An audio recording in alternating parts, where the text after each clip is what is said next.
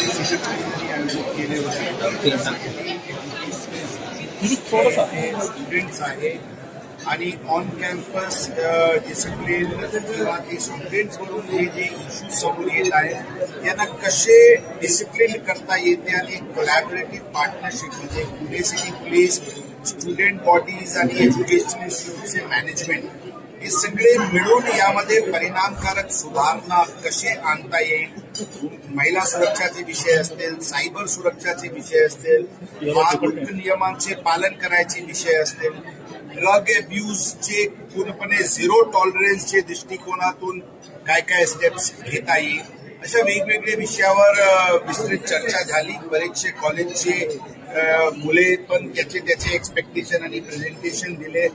Guest प्रतिष्ठित लोक होते इथे आणि एक चांगली चर्चा झाली आणि पुढचे रोडमॅप आणि रेझोल्युशन काय काय स्टेप्स हे एज्युकेशनल इन्स्टिट्यूट्स घेणार आहेत याची एक चर्चा झाली आणि मला विश्वास आहे की ओव्हरऑल जे स्टुडंट कम्युनिटी आहे ते अंदाजन 4 ते 5 लाखाची संख्यामध्ये पुणे शहरात आहे किंवा त्यापेक्षा पण जास्त असतील. यामध्ये कशी एक डिसिप्लिन निर्माण करता येते या दृष्टिकोनातून घेण्यात आलेले आहे. मला पूर्ण विश्वास आहे की याची चांगला परिणाम चांगली फायदा यामध्ये मिळेल. सर, शाळा कॉलेजमधील गुन्हेगारी प्रवृत्ती आता वाढताना दिसत, त्या थांबवण्यासाठी काय उपाययोजना करतील किंवा अंमली पदार्थाचा वापर देखील वाढताना दिसतोय त्याविषयी सांगितले. ऑलरेडी जे कायद्याचे दृष्टिकोनातून पोलीस कारवाई करतात त्याचबरोबर आता एज्युकेशनल इन्स्टिट्यूट्सनी पण जे ओनरशिप घेतली तर एक कोलॅबोरेटिव्ह पार्टनरशिपमध्ये रिझल्ट क्विक होईल, व्हिजिबल होईल, परिणामकारक होईल आणि सस्टेनेबल होईल या दृष्टिकोनातून ही सेमिनारची आज आयोजन करण्यात आली होती. आणि सर्व दृष्टिकोनातून जे ज्युवेनाईल डेलिंक्वेन्सी आहे किंवा एब्रेशन्स अमॉंगस्ट यूथ आहे याच्यामध्ये चांगला एक फरक पडेल, चांगला सुधारणा होईल, चांगली परिणाम होईल याचा मला पूर्ण विश्वास आहे. तर सायबर सिक्युरिटीच्या संदर्भात अनेक बोर्ड आणि त्या ठिकाणी लागलेले आहेत. सायबर सिक्युरिटीच्या माध्यमातून आपण काय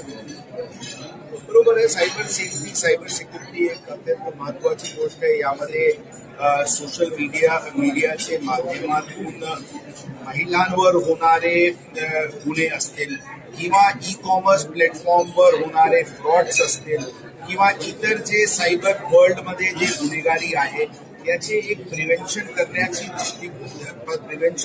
अत्यंत महत्वाचे आणि त्यासाठी अवेअरनेस कॅम्पेन्स अत्यंत महत्वाची आहे आणि त्या दृष्टिकोनातून इथे पण फ्लेक्स लावण्यात आलेली आहे. आणि आता आमची जे सायबर अँबॅसिडर्स वेगवेगळे एज्युकेशनल इन्स्टिट्यूट सोबत एक पार्टनरशिप करतील, इंटरॅक्शन करतील, त्यामध्ये अवेअरनेस वाढवण्याच्या दृष्टिकोनातून किंवा आज सोशल मीडिया इन्फ्लुएन्सर्स मोठ्या संख्येने होते त्यांच्या माध्यमाने कसे अवेअरनेस आणखी चांगल्या रीतीने करता येईल ही पण आज चर्चा झालेली आणि त्याचा परिणाम नक्कीच होईल. सर, जमीन व्यवहार प्रकरणात शीतल तेजवानींनी जबाबदाराची माहिती मिळते काय या संदर्भात जबाब त्यांचे नोटीस इश्यू करण्यात आली होती. काल त्यांचे जबाब नोंदवण्यात आलेली आहे. ते जबाबाचे अवलोकन होऊन बाकी सगळे दस्तावेजची पडताळणी ऑलरेडी झालेली आहे.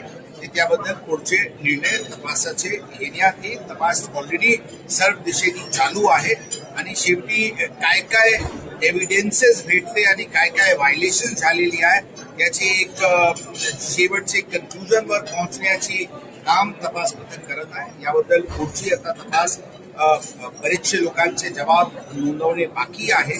सगळ्यांचे जबाब नोंदवल्यानंतर एक शेवटचे कन्क्लुजन की काय प्रत्यक्ष घडलेली आहे आणि काय काय एब्रेशन्स किंवा व्हायलेशन झालेली आहे त्याबद्दल त्या निष्कर्षावर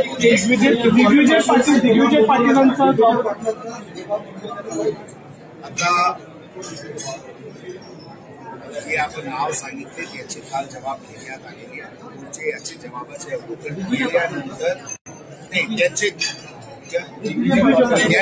त्यांचे जबाब आता नोंदवण्यात आलेले नाही. स्टेट नोटीस इश्यू करण्यात आलेली आहे. ते आता एक्झॅक्टली कधी येणार आहे त्याबद्दल मला सध्या कल्पना नाही आहे, परंतु ती प्रक्रिया त्या लोकांना नोटीस देण्यात आली होती. त्यांचे जबाबासाठी त्यांचे काही प्रतिनिधी आले होते. त्यांनी जबाब देण्यासाठी काही वेळ मागितले होते. त्यांना वेळ देण्यात आलेली आहे. ते 270-75 अंदाजन जे लोक आहेत त्याचे जबाब नोंदवण्यात येतील. सहकार्य करतायत का शीतल तेजवानीचा जबाब नोंदवला? ती आता त्याबद्दल सध्या टिप्पणी करणे शक्य नाहीये. त्यांची जबाब नोंदवण्यात आलेली आहे. त्यापैकी किती खरा आहे किती काय आहे ते सध्या मला टिप्पणी करणे शक्य नाही. सगळ्यांचे जबाब झाल्यानंतर एक्झॅक्टली घटनाक्रम समजेल आणि त्यामध्ये कोण काय बोलते, किती खरा बोलते, किती खोटा बोलते, त्यावेळी टिप्पणी करणे संयुक्त. नवलेखुलाच्या संदर्भातल्या शॉर्ट करण्याबाबतच्या भूमिका आपल्या ज्या सुरू केलेल्या आहेत त्याच्यावर पोलिशन अभ्यास कमी करण्यासाठी आपण प्रयत्न करतो. 100% काही short term measures, mid term measures, long term measures हे वेगवेगळे भागामध्ये ऍक्शन प्लॅन डिसाईड करण्यात आलेली आहे. शॉर्ट टर्म मेजर्सची इम्प्लिमेंटेशन सुरू करण्यात आलेली आहे आणि मला विश्वास आहे की आम्हाला सफलता मिळेल. ओके.